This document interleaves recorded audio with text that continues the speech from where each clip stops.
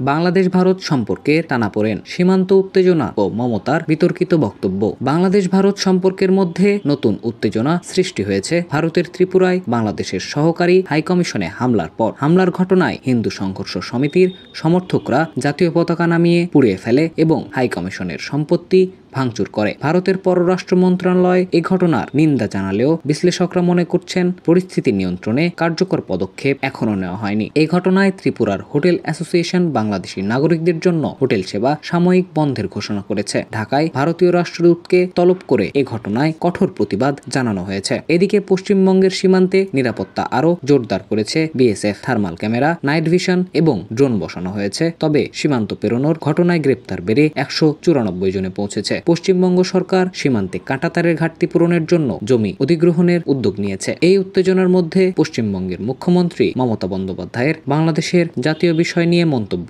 নতুন বিতর্কের জন্ম দিয়েছে। বিএনপি মহাসচিব মির্জা ফখরুল ইসলাম আলমগীর মমতার মন্তব্যকে বাংলাদেশের সার্বভৌমত্বে হস্তক্ষেপ হিসেবে উল্লেখ করেছেন। বিশেষজ্ঞরা বলছেন, এমন পরিস্থিতি সামাল দিতে হলে উভয় দেশকেই আরও দায়িত্বশীলতার সাথে কাজ করতে হবে, নতুবা এটি দীর্ঘদিনের বন্ধুত্বপূর্ণ সম্পর্কের উপর বড় আঘাত হানতে পারে।